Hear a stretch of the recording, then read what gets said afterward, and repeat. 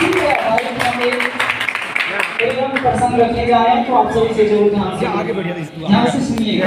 हो जाएगा। शीर्षक है अहंकार का परिणाम। एक मूर्तिकार आता था, वह मूर्ति बनाने का काम करता था। वह ऐसा मूर्ति बनाता था कि हर एक को मूर्ति के जीवित होने का भ्रम हो जाता था। इसलिए लोग उसकी काफी प्रशंसा करते थे। मूर्तिकार को इसी बात पर बहुत घमंड हो गया था। समय बीतता गया। एक वक्त ऐसा आया कि मूर्तिकार को लगने लगा कि अब हमारी मृत्यु होने वाली है। तो अपनी मृत्यु से बचने के लिए उन्होंने एक युक्ति अपनाई। उन्होंने अपने जैसे ठीक 10 मूर्तियां बनाई और उसी मूर्ति के बीच में जाकर के वे मूर्तिकार बैठ गए। जब यमदूत उनको लेने के लिए आए तो उन्होंने एक जैसे 11 आकृतियों को देख करके यमदूत दम उठा गए। उन्हें असली मूर्तिकार की पहचान ही नहीं हो पा रही थी कि असली मूर्तिकार इसमें कौन है।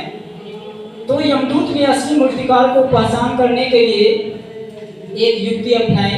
उन्होंने मूर्ति की ओर देखते हुए कहा कि मूर्ति तो बहुत अच्छी बनी है, लेकिन इसमें एक त्रुटि रह गई। अगर मूर्तिकार हमारे सामने में रहता तो मैं उसे त्रुटि बता देता। मूर्तिकार, जैसा कि आप सब जानते हैं, मूर्तिकार को अपनी कला पर बहुत घमंड था। मूर्तिकार लाइन से निकला और बोला कि कहाँ पर त्रुटि रह गई है। इसी बीच में यमदूत ने मूर्तिकार को पकड़ा और अपने धाम को ले गए।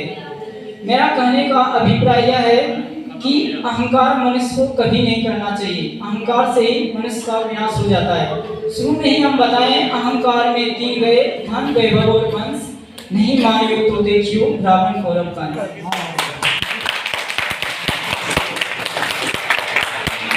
देखिए, जैसा कि जानते हैं, रावण जो था बहुत ही विद्वान था और उसके पास सोने की लंका थी। लेकिन बहुत विद्वान होने के बावजूद भी उनका नाश हो गया। और द्वापर युग में एक राजा था जो बड़ा वीर प्रतापी था। मानव गण का क्या बताएं, वे भी थरथर करते थे। लेकिन उस कंस का भी नाश हो गया।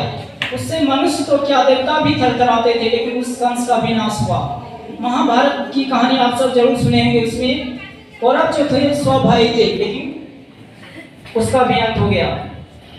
आप श्रेष्ठ हैं, अच्छी बात है, लेकिन सिर्फ आप ही श्रेष्ठ हैं या अहंकार है?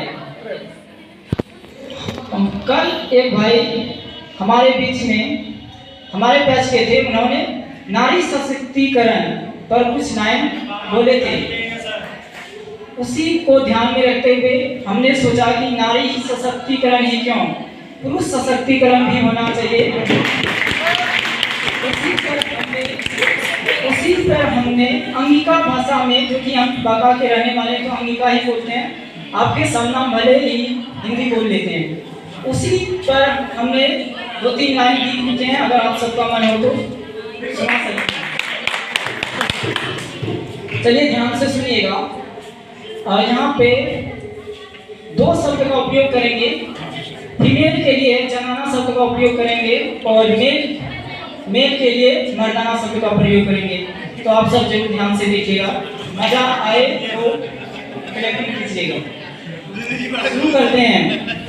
भैया 50-50 हो गेले जनाना हो, की करते मर्दाना हो ना। भैया 50-50 हो गेले जनाना हो, की करते मर्दाना हो ना। जैसा कि आप सब जानते हैं, आंगनबाड़ी सेविका जो होती है वो आंगनबाड़ी जाती है तो अपने पति को कहता है कि मेरा बैग लेकर के पहुंचा दीजिए। उसी पे लाइनें देखिएगा। घर से निकले जनाना बैग ढोई से मर्दाना, घर से निकले जनाना बैग ढोई से मर्दाना। भैया की कहियों कलयुग के बसाना हो, करते मर्दाना हो ना। भैया की कहियों कलयुग के बसाना हो, करते मर्दाना हो ना।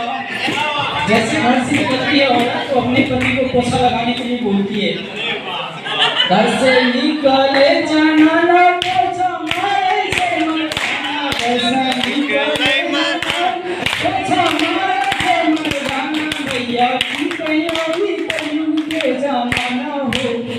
कर मैं मर जाना हो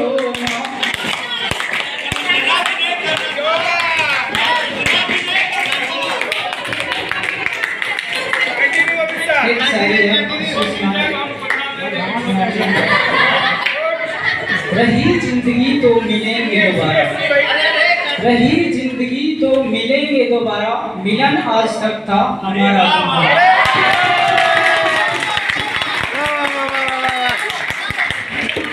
मैंने अपनी महबूबा के लिए